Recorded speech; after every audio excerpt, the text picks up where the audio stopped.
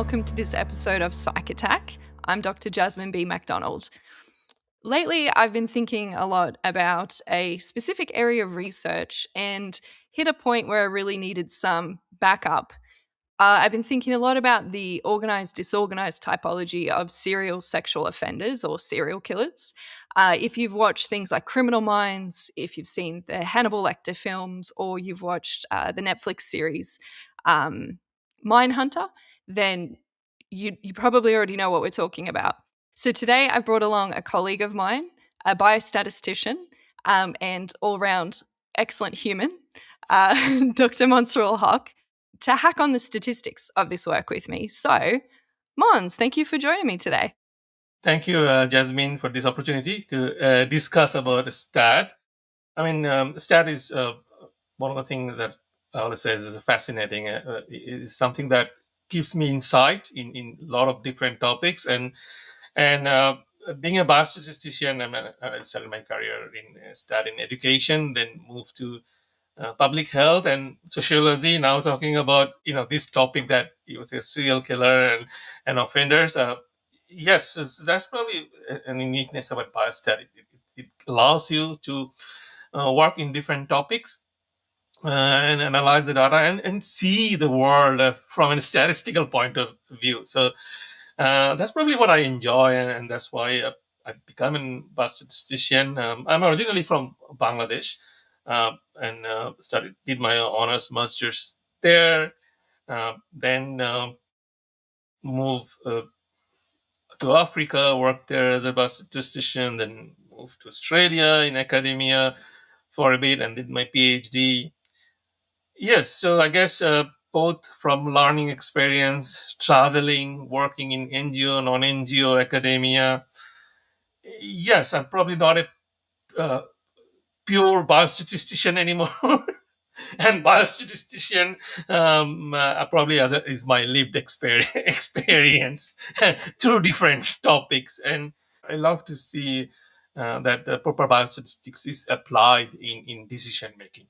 Yeah, I'm really keen to hear what you think about this paper on that point. Before we get there, though, I wonder, well, firstly, as someone trained in psychology and social work who has done through that process some statistics and has always used it as a tool in specific topics that I'm interested in, I actually hadn't sat back and thought about the beauty of that being a statistician or a biostatistician and that being the lens to then have access to all these different topics. I like getting goosebumps when you describe that. That's pretty powerful. Very cool. It is. Yeah. I mean, as a biostatistician or a statistician in general, like you get to work with lots of exciting researcher people from different phase experts. And one of the fascinating things is you get to see the results before the world has actually seen it. So you know what ins and outs of the data, and also this exploring the unknown all the time. Like I think that's probably one of the things that as a biostatistician I enjoy, because throughout my career I've worked with lots of researchers, and they will come with some exciting question or hypothesis based on their working experience. And either we will collect data or we'll have secondary data, and they will help me understand what is it that they want to find out, or what is this question that they have. And using the data, through the process that I have also learned that, okay, so sometimes I feel like, oh, I'm an public health expert who knows about disease prevalence and incidence and what kind of activities might work. I'm not saying I'm an expert on those, but like you are having those insights. You are working with those experts on those fields. Yes, and also like during COVID, I was working on vaccine acceptance, vaccine hesitancy, and all those things. And yeah, I was lucky to have all those insight. And I worked in a study which worked on whether Australian people will accept the vaccine even before vaccine was invented. It was back in 2020 in April, and 86% of Australians said yes, and ultimately that's the figure. So that's kind of like the beauty of being a statistician. Sometimes you are also thinking about causality, sometimes thinking about prediction. Yeah, so it's exciting, yes. But you And are also not the face value. So this is something that we have to accept, that as a statistician, you're probably not the face of that researcher. You're uh, probably the engine, probably somewhere, one of the main equipment, but not the face. yeah, yeah, that scoop of knowing the results before anybody else does, even if you're not the face of the project, you're not necessarily leading it, you still you know first, is Yes. so instrumental. Is it I just wanna unpack very quickly, the difference between a statistician and a biostatistician. Is this really what you're saying when you say you have, knowledge and experience around public health? Is that what we're talking about with the difference there? Yes, yes. So statistics is the core, and pretty much you all learn the same. But then once you go into an application, obviously there's business stat who deals with certain assumptions, the statistical test. When you go into public health or clinical epidemiology, you are more dealing with risk, and then incidence, prevalence, and again, different types of statistical method that you are applying. Then also there is actuarial, demography. So they are all different subdivision of statistics, core statistics, and then obviously you go into those discipline, you learn the terminology, you learn different mechanisms. So yeah, biostatistics is one of the subgroup of the main stat here, but fundamental things are still same. We still talk about central limit theory, assumption, regression model. So the fundamentals are still the same. It's the tools that different. It's just a subsection of the club. Yeah. Yeah. Yes. Nice. Well, today I really wanted to pick your brain about one of the first papers that was published by this team that, as I mentioned in the intro of the episode, the idea of organized disorganized typology of serial killers is relatively well known. It kind of has had this Hollywood effect where it's popped up in all these films and TV shows, and I think partly that's because the FBI agents and the academics who were involved in the original work wrote a whole bunch of books, and they've, consulted on different TV shows and things. But I want to go back to the original work that all this is based on, and kind of get a sense from you of what things are interesting or well done about it, whether there's any concerns from you. And I guess I want to call out up front, there was some concerns for me when I was reading it. I've always been really interested in this typology, but I'd never kind of gone back to the original works. And the work was originally published for the Department of Justice in the US, but then the authors published a handful of peer-reviewed journal articles, but only one that kind of talks, kind of includes statistics. And it's called Sexual Killers and Their Victims Identifying Patterns Through Crime Scene Analysis. And this is a 1986 publication. I'm going to give a little bit of a background, and then I'm basically going to pass over to Mons and ask lots of questions, and the listeners and I will learn in the process. But I guess for folks who aren't across this yet, really this is one of the major turning points in criminal profiling. And the idea, I guess, at the time, as described by Ressler and colleagues, is that prior to their work, psychological profiling really focused on the personalities of offenders. And I guess one of the big influences originally was like psychodynamic theory, very Freudian. And these FBI agents kind of took exception to that idea of trying to understand what's in the minds of people and work from trying to understand the psychology to then apply that to a crime scene. And also, really prominent in criminology at the time was looking at the role of the victim and basically what it was about them that precipitated the offense, or the crime, which is pretty problematic. I think that there's a big shift now away from that kind of victim focus or victim blaming. So what they did was try to look specifically at crime scenes and do analysis to see if there was if there really were differences between what they had developed through years of working on serial um, offenses that hadn't been solved yet, and they'd kind of realized through experience that there was this disorganized group, and there was this organized group of serial offenders. So your organized group tend to plan, they tend to be more methodical. Crime scenes are more controlled and less evidence is left behind. And then we have disorganized offenders who are kind of less planning is involved, more spontaneous. Crime scenes tend to include evidence. There's a whole bunch of characteristics. This paper talks about them of what is different between the two in this typology. But I guess I want to hand over to you. I'm going to reflect a first broad point and just see where you take us, Mons. And the first is this idea that while it's a very data driven method of looking at a crime scene, they are first coming to it with their own kind of preconceived categories or ideas. And that was something I found kind of interesting. So I'm going to stop talking and pass to you. See what you think. I read this report with interest. And of course, the first interest is that, and I'm not an expert in this area, than the stat. So that was one of the interests to really understand how the stat was used in criminal psychology.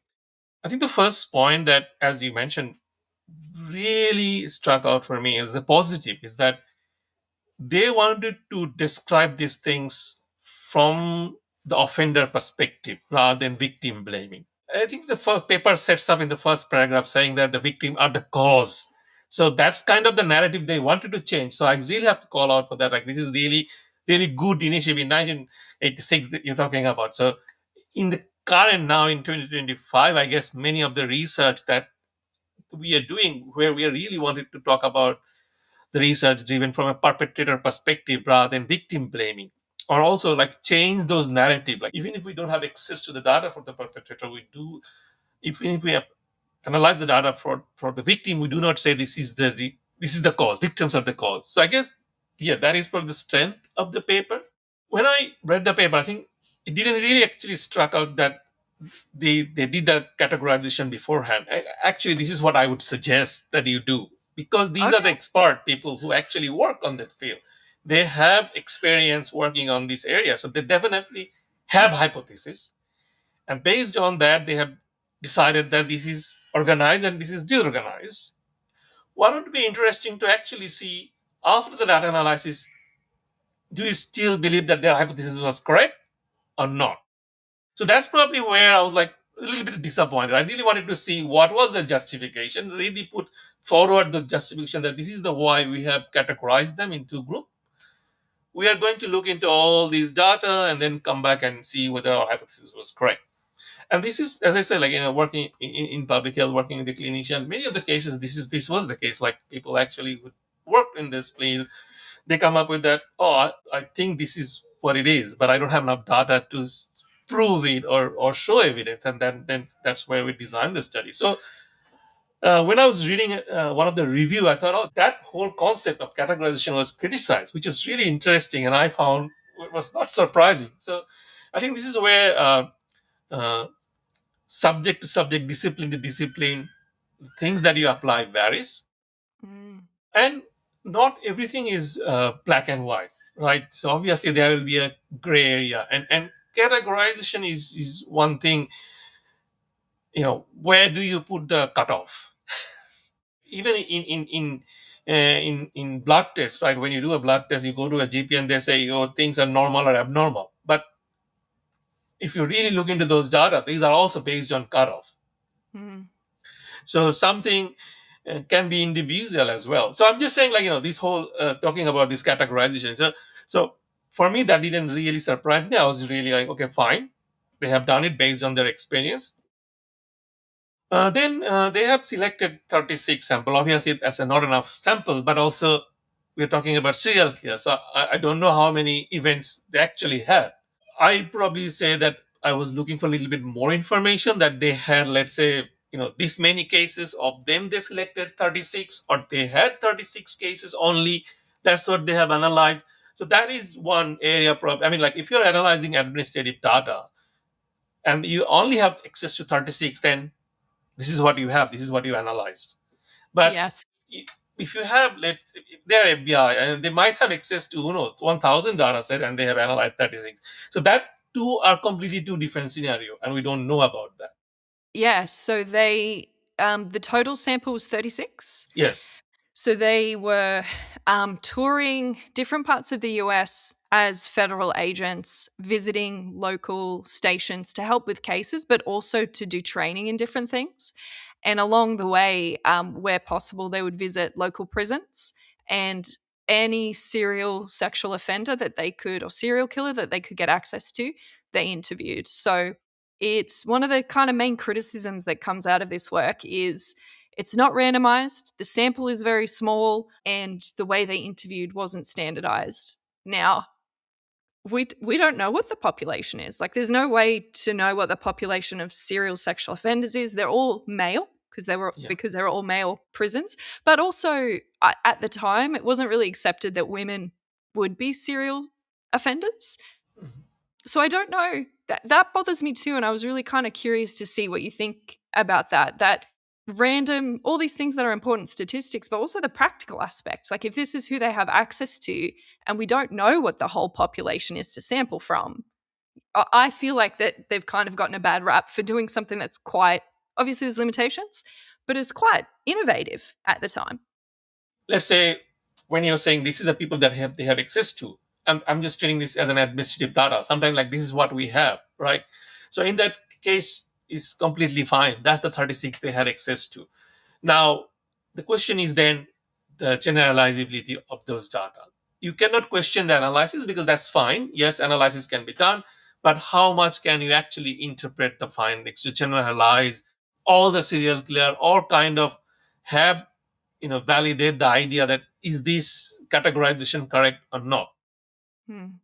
So that's probably is a question. But I guess when they were explaining the study, they said it's a descriptive study. We're just explaining what we have found based on the 36. I guess that's probably the limitation they were really open about. But how people will read and interpret is not in their hand. But I guess that's probably something that we all have to deal with in your academia. Like you do a very good study, you might not know that the result, the way you actually wanted to interpret, will be interpreted. I mean, in the current era, we have knowledge translation, we have all the other things that we have now, like where a lot of other disciplines help us to really communicate the message from the research. But I'm not sure whether that was the case in this case research. I mean, maybe it was just a thought-provoking research, like it was supposed to be only giving the idea and based on the review that I have read, maybe it was actually served its purpose, that it actually came up with an idea. People have countered that idea, but it actually led into something constructive. And that's science, right? We have to Yes, start somewhere. yes, you Yeah. have to, yeah, you cannot always do a gold standard research you cannot do a randomized control trial for everything. Sometimes you do have to deal with that data that you have. So in that case, yes, there are some question, but I'm not saying that they could have done a random sample because they might not have access to all those data. Yes. And also, they actually interviewed those offender.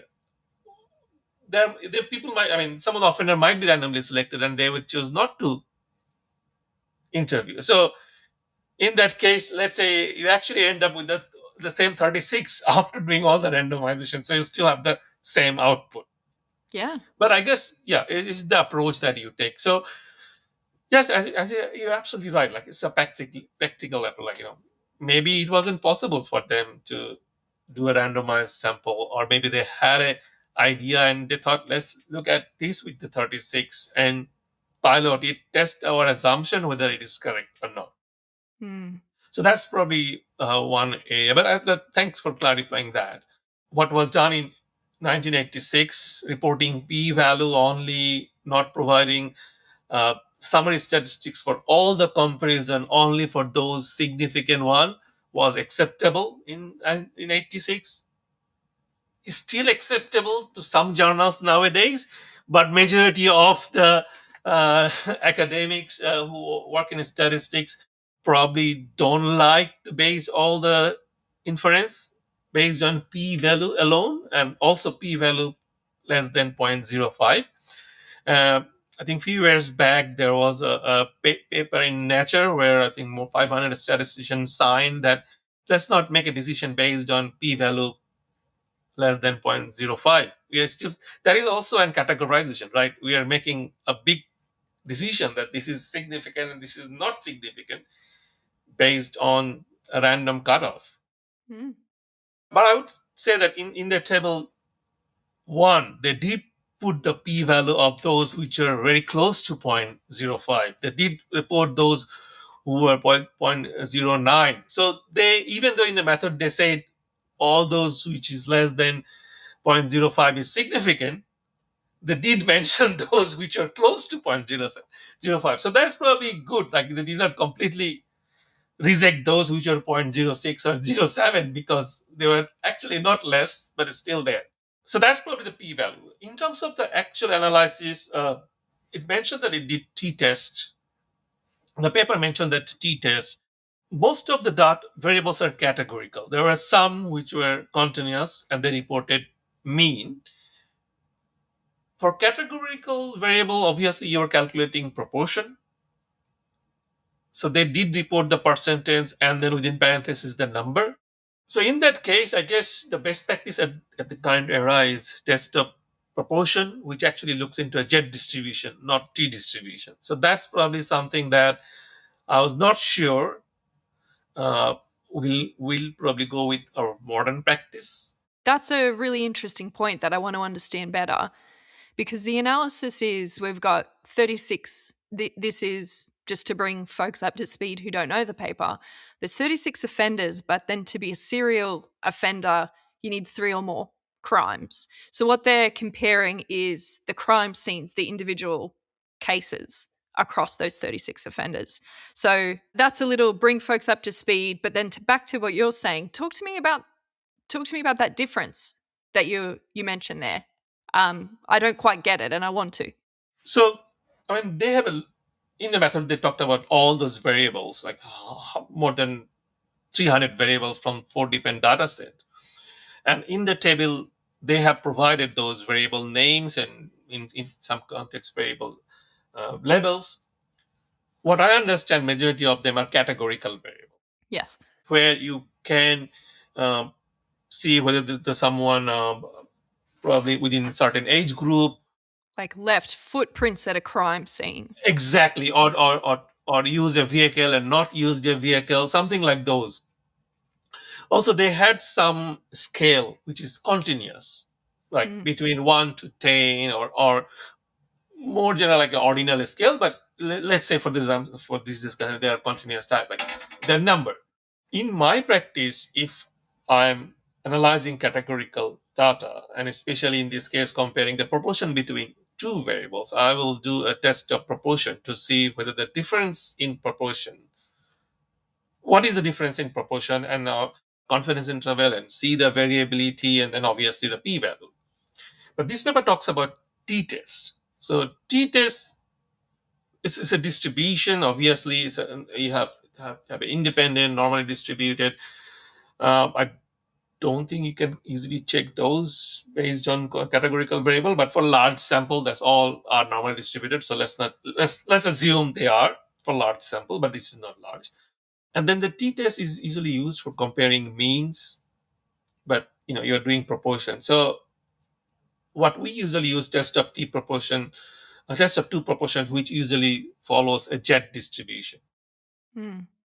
Before coming to this talk, I did actually look for when was jet distribution first invented. It's like 1912 or something. So obviously, jet distribution was there in 1986. And this is a thing I've been thinking about too, because the stats in this are by D'Agostino, who was a biostatistician with a PhD from Harvard. And so I'm thinking like this is a person who's very knowledgeable and experienced. Were these other methods, or whether or not the methods had been invented, were they in practice at the time? This is always tricky when we're going back 40 something years.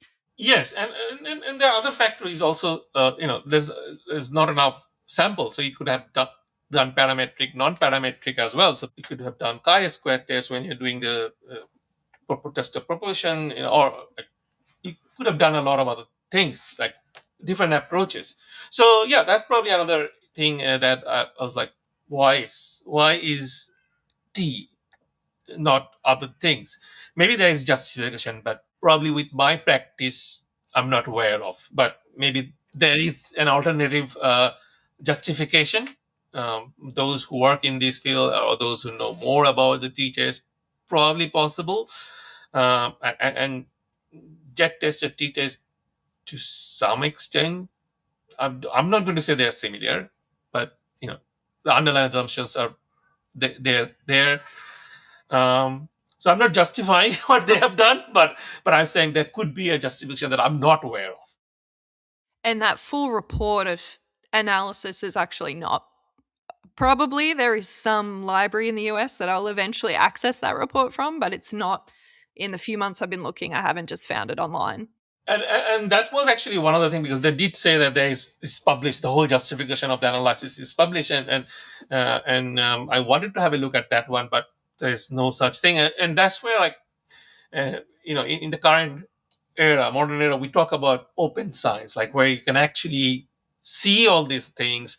Nowadays, even there's a request for data to be available so that other people can analyze those things, which is not there back then, right? You're just only reporting p-value and saying this is significant, and that's it. Mm. Then they have provided a summary statistics of those which are significant, but not those. So as a reader, you are relying on them a lot. I mean, of course, that's what academia is at the moment. Like, we of course rely on the researcher, but at the moment there's the peer review, there is all this open access, there's all these criteria that you have to follow before you publish a paper, which actually gives you confidence in those kind of analysis. Whereas in this case, probably not. Mhm. One other aspect is, from the 36 offenders, they have collected data from 100 plus victim.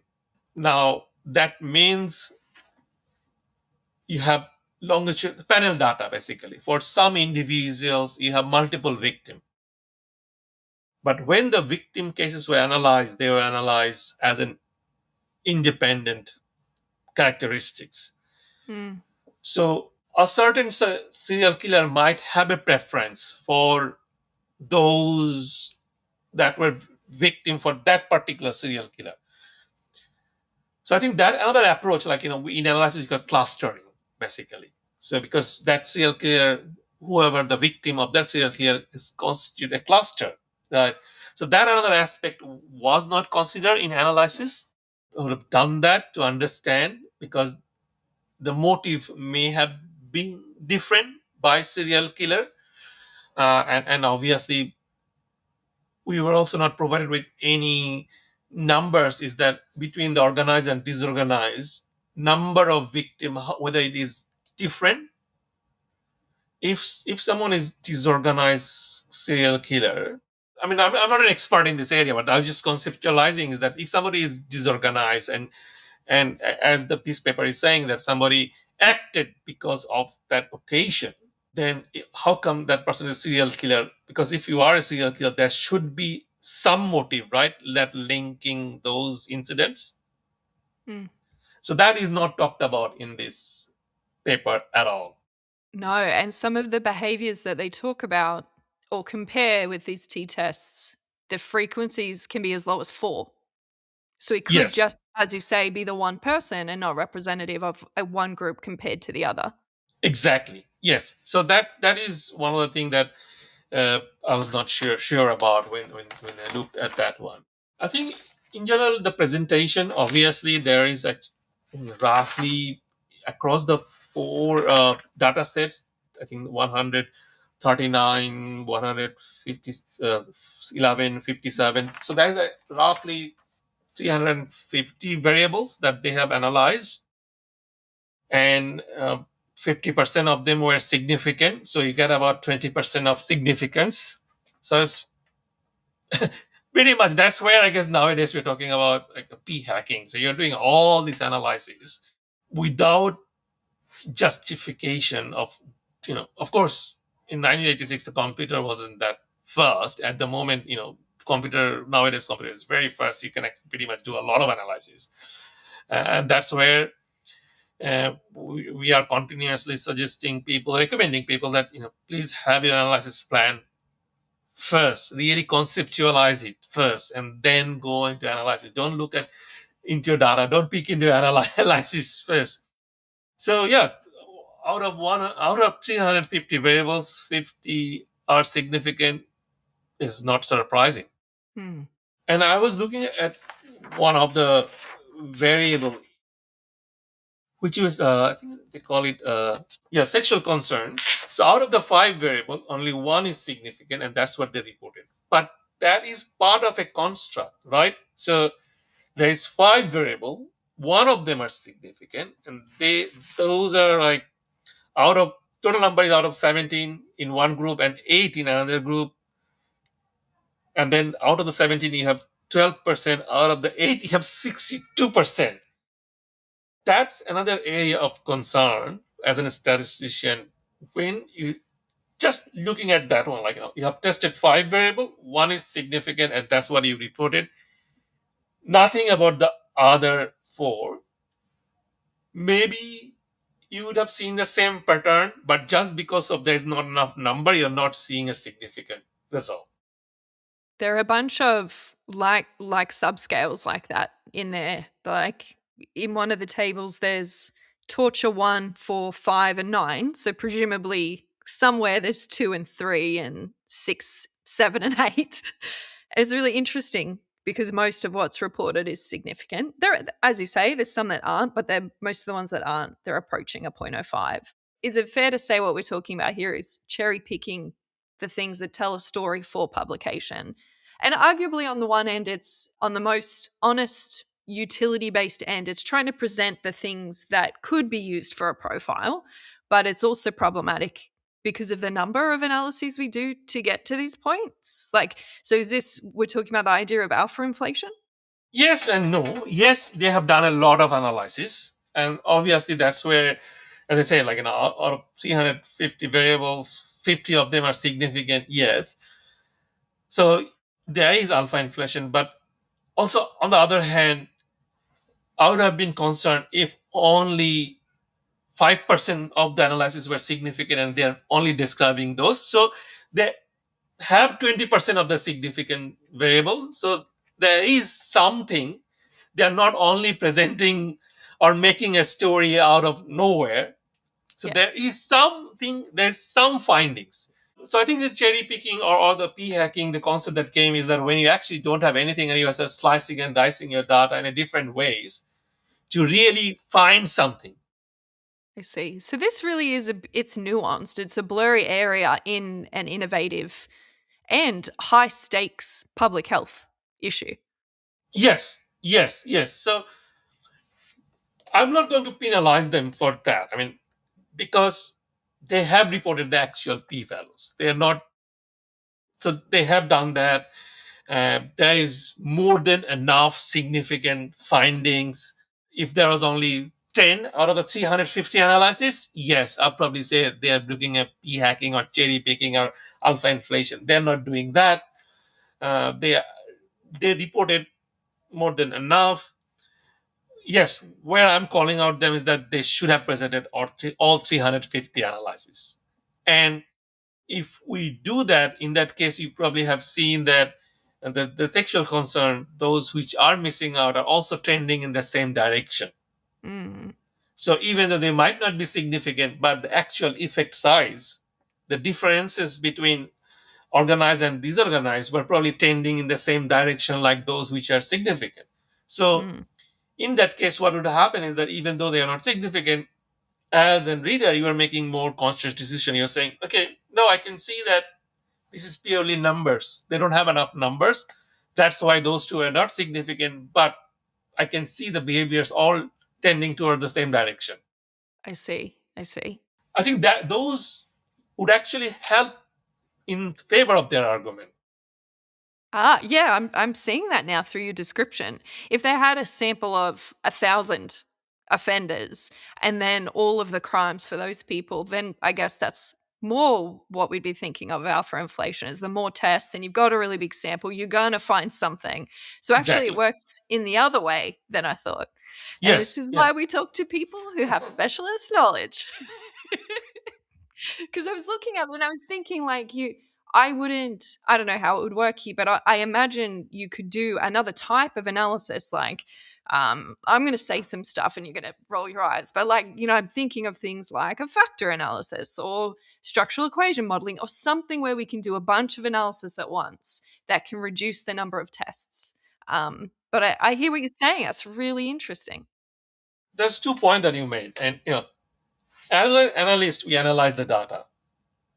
The findings and its interpretation is always subjective, and it depends on the knowledge of that topic, how expert you so the same findings might, for a statistician, might look okay, it's not important for me, but then when the expert looks at it, they're like, okay, no, this is really important findings. And I'll give you 2 example from my own experience. And when I was working in clinical research, um, there was a statistical significant finding. I'll not go into more detail into about that research, but it is about a procedure, and after the procedure, the clinician hypothesized that they have, similar to this study, they have done 2 different types of procedure, and they said, well, let's hypothesize that if the outcome of the 2 procedure varies by this much, it would be of interest. There was enough sample, and the findings were statistically significant, and I was excited. Wow, there's a statistical significant finding, right? But the thing was the confidence interval that we calculate were all tending towards uh, a very narrow, because we have enough sample size, and it was really consistent, which is all good thing about string analysis. Then we presented to the clinician, and they said these findings are not clinically meaningful. What is the practical significance? Exactly. Yes. So they were actually happy, and both of, I mean, it was really an learning for me. They were happy because what it means that irrespective of whichever procedure you apply, the clinical outcome doesn't vary that much. Yes, Mm, there is slight differences. It is statistically different, but it shouldn't decide which procedure you apply. mm, And then it really went into a practical, because you have to have those equipment, you have to have all those scenarios to really do those 2 procedures. So then the doctors were really relieved, like, okay, fine, it doesn't really affect. mm. In another scenario, this is during COVID. I was analyzing data for some hospital cases, and just did the descriptive study, and the clinician was really like, where is the p-value in this paper? Where is the p-value in this paper? Like, you haven't done any p-value. And I said to the clinician and to the expert that we do p-value or all this statistical analysis for sample characteristics. So you have a population, you take a sample, random sample, and you try to make an inference that this is my findings that is generalizable to the overall population. But you actually have population, because during the early days of COVID, there are not many COVID cases, right? Yeah. Your N is a capital N. Yes, your ad is actually capital N, so you don't need any p-value. Whatever you're finding is your finding. You don't need to Interesting. justify. We don't know the population size. Like, at least Exactly. of incarcerated serial killers in that region, this could be a capital N. Yes, we don't. Yes, this could be that thing. Then also, uh, that I was talking about, that focusing on statistical significance alone and not reporting those other insignificant finding, the effect size, the differences would have, if I was an expert in criminal psychology, I would have known that, oh, is this difference large enough, or is this difference consistent across multiple outcome? I see. So there is professional and expertise judgment that's being made here. And undoubtedly this group are experts in this area. Um, And presumably also there's limitations that the journal have put on them of what they can report and include as well. Yes. Interesting ones. And Okay, also go on. I in wanted to those, pause a beat to yes. process that. Please keep going. And then also, like, you were absolutely right. In those days, there was supplementary data wasn't available. Like, nowadays, you can publish thousands of data as a supplementary to the main journal. So this was not possible at the time. So I guess probably that's where uh, those author couldn't provide all those analysis. But what I'm saying is that these are the things that you have to consider, like, when you are in current era, like publishing this journal paper as it is probably will not be acceptable anymore. You probably have to publish all those things. You should describe what does the difference between organized and disorganized means, what sort of difference you are looking for. Is it a difference of 20% of certain characteristics that we will say, okay, this difference is large enough for us to say that there is difference, or is it 5%? Yeah. Because context wise, at the time of this, when the work was being done through the early 80s, and then this is published in 1986, at that time, there was a real peak in serial offenses in the US. So do you think, it's all hypothetical, but I do question whether this could be published now if we had no knowledge in this area, even though we've got these different requirements of open access data or whatever else. If it was such a public issue that policymakers and the public were so concerned about, we knew nothing about it, do you think actually this level of analysis could get published? I think yes, in that context, if we don't know anything about it, if this is something nuanced, yes. As I said at Yeah. the very beginning, that this is probably a thought provoking paper. That's probably what the authors thought. Yes, we are not 100% perfect, Yes. but this will start a tsunami. And that's what happened. And it did. Yeah. And which is a big part of why I wanted to speak to you because this isn't your area and it did start a tsunami. People are still really passionately arguing for or against this model. So to have someone come in and just look from a statistical methods and statistical issues approach has been really nice. Um, And there's another point that you mentioned is that, I would come and tell you a lot of fancy analysis technique, right?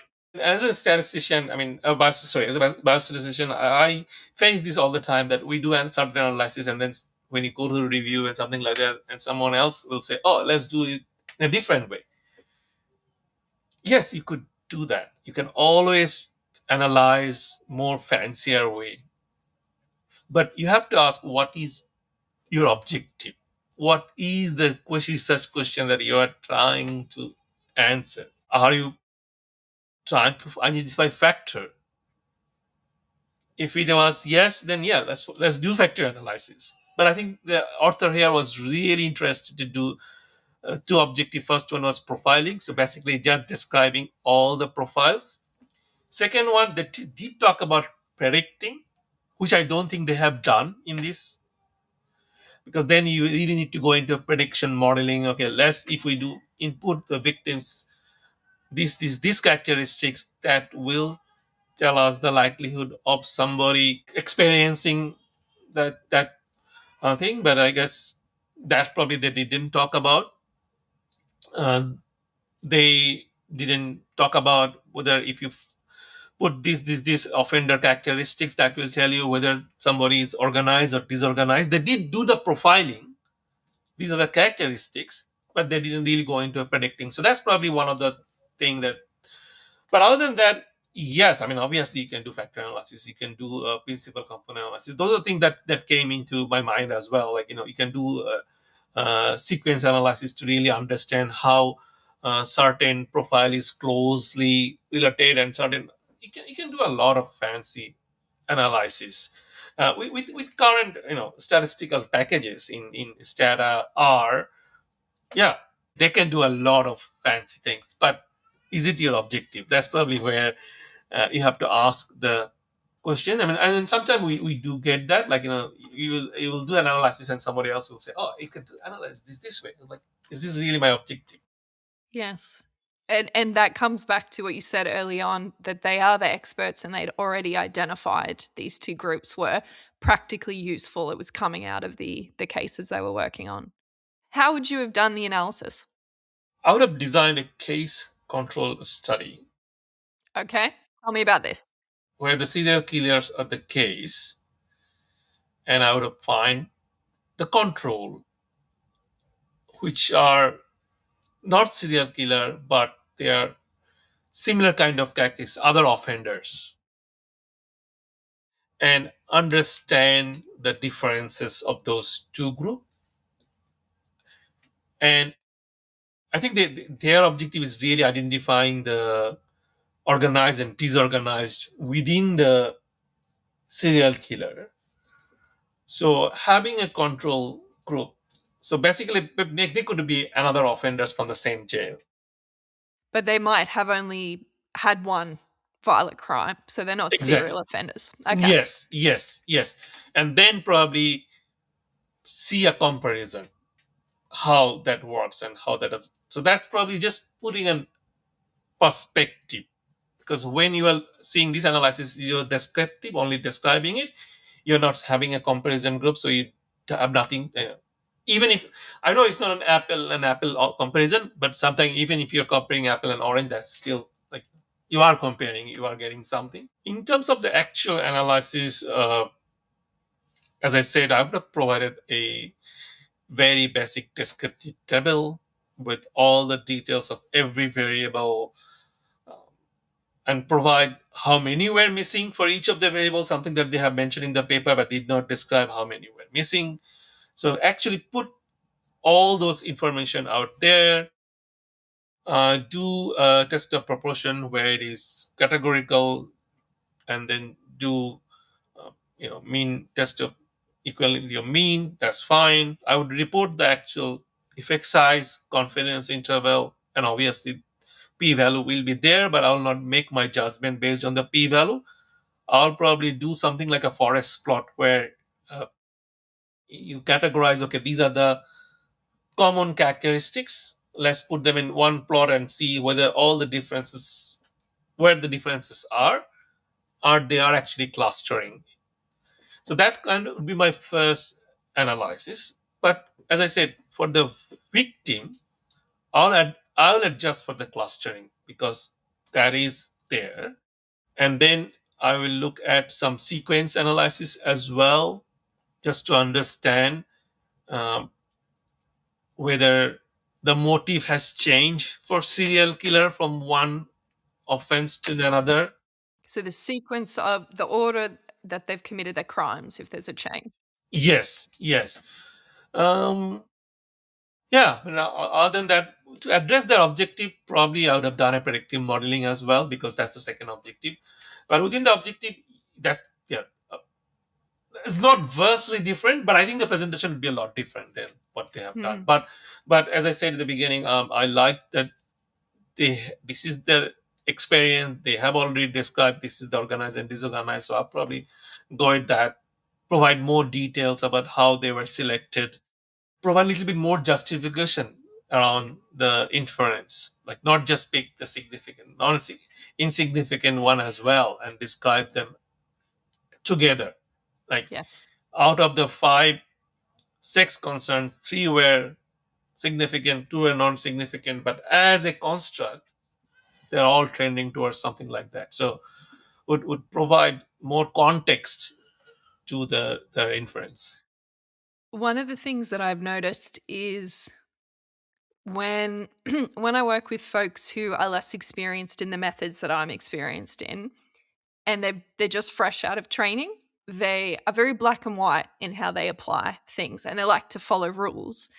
And so I think my reading of this, and not being an expert with statistics, is there are certain rules I was looking at and thinking, oh, this is a problem. But actually, a lot of what you've described has made me less concerned of this paper.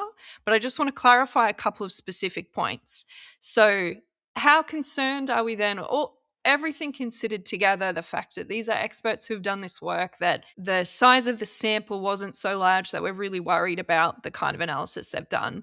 How concerned are you that effect size isn't there? I am not that concerned because those which they have reported the effect size is very big. So for a small sample size, that's probably given that you will only get significant where the things, the differences have to be very big, Yes. because you will not get a significant finding. But for a 36 sample, you probably not get a significant result for difference of 2% or 3%. They have to be something like 30-40%, which is what you have seen. But the real question is the generalizability of that difference, because you don't know how these 36 were selected. Yes, there is difference within these 36. There is difference between organized and disorganized. That's fine. But can you take this finding and apply it to the all the serial killers? That's probably Yes. where I'd probably say no, I'm not sure about that. That's the key point here. Yeah. Yes. So, what I did, because I'm a giant nerd and I have time on my hands while I'm focusing on this work, is I went through and put in a table each of the tests and grouped them by, across the tables they have T test not reported. So it's included, but they actually don't say what the T test was. So we can't say whether it was significant. The ones that were non significant, then significant at zero point 0.5. But because of all these things that I was concerned about, that actually you're sharing your expertise that maybe isn't a great issue, one of the things that I had in my mind was maybe we needed a more stringent alpha value. Like maybe it's 0.01 or it's 0.001. And I kind of had blocked these to see and wanted to check with you. Would we necessarily be more confident as we get more stringent? But I think this conversation, what I'm learning is no, like zero point 0.05, we're pretty happy with that. No, actually, I'm sorry that you got that. Actually, what I was saying is that we shouldn't be fixated on any cutoff for p-values. We should Right. report p-values as it is. So in this paper, they actually reported p-values not only zero point 0.5 but also 0.09, 0.06. They reported other p-values as well, even though they are significant or not. You shouldn't make your decision based on p-value less than 0.05 or more than 0.05. You should report p-value as it is, and if it is zero point zero 0.01 or like 0.0001 or something like that, what it means that you have strong evidence in support against your null hypothesis. Yes. But if you have zero point zero 0.01, you still have evidence, but your evidence is weak. Yes. It's not like you have no evidence versus you have evidence, because that's how we interpret, right? Significant and not significant. I think the narrative is not like that. The narrative should be, I have strong evidence, I have some evidence, I have weak evidence. So you have to really interpret it more like a fluid. Like this exactly, the criticism we have this for this paper is that categorization. Mm. In statistics, we have the same concept. We are debating that don't interpret your data based on p-value, whether it is less than 0.05 or more than 0.05. You actually interpret your data based on your effect size, your confidence interval, looking at the context, non-significant data, all those things together, you make an informed decision whether it is significant or not. And also, one of the other things that I mentioned is clinical significance that we use a lot in public health. I'm not sure whether this is the same thing exists in sociology or psychology, but I think one of the things is the difference practically meaningful? It may not be statistically significant, but the difference might still be practically significant. and Mm. and that's where the case here, like, in this paper, they haven't recorded any non-significant difference, so we don't know whether maybe the differences were practically meaningful, but just because there's not enough number, it's not significant. So yeah, I mean, it is not cut off, it is not, p-value is not binary. P-value is in a continuum, so we actually have to analyze them in a continuum. Mm. Thank you, Mons. Really appreciate that explanation. I will say, one thing that the whole alpha p-hacking and unfair information, all those things actually started from uh, interpreting your data based on p-value zero point zero 0.05 or not. Okay. Because let's say you have analyzed, in this case, 350 variables, right? And 20% of them are significant in this paper. So 20% of your findings are significant. So it's not by chance anymore. So that's 0.15 is really what we are considering is 1 out of 20. So it's really by chance. If you're saying that, okay, I have done something and I found it 1 out of 20, you are really thinking, oh, probably I got it out of chance. Let's not really focus on it. So if you're getting it 2 out of 20, you're saying, oh, no, maybe it's not any chance anymore. Maybe there is some substance in it, right? So that's where I guess the whole p-value concept is. What we are saying is that if you're doing it 100 times, and if you get 4 out of 100, you're saying, oh, it's by chance. But if you're doing 6 out of 100, you're saying, oh, no, there is actually something significant. So difference is only 2. So that's where, don't make a cutoff when this is in continuum. So yeah, I think that if one message that I can take from all this discussion probably is that don't rely on a statistical significance based on p-value. Report the effect size, report the confidence interval, and see whether that finding can be contextualized from a practical implication. Your finding may not be statistically significant, but it still might have practical implication. And this study probably, I will say, a great example. It may not be sound on a many statistical concept, but it still had a lot of practical significance. Whether it's positive or negative, that's to the expert. Uh, but yes, that's I will end there. I love that ending on what I think is a really key message, especially in psychology. There is a real push and a focus on p values and 0.05. So I feel so fortunate to have had this conversation with you, Mons. Thanks so much for coming and having this chat and sharing all this wealth of knowledge that you have in such a practical, kind, and accessible way. Really appreciate your time. Thank you, Jasmine, for inviting me and talking about this paper and p-value. Something that, yes, I'm really interested. As I said at the very beginning, applying the statistics, the right statistics and method is probably something my passion. And working with John Carlin from Melbourne University, that's probably one of the things that I have learned, that the p-value and not, how we are using it. So probably that's something that wherever I work, those are the probably main thing for me. Like, what is your research question? Is the analysis that you are doing appropriate for your research question? And can you analyze, can you interpret your data based on the context and the practical implication, not only based on statistics? It's coming from a biostatistician. That's amazing. Thanks so much. Oh,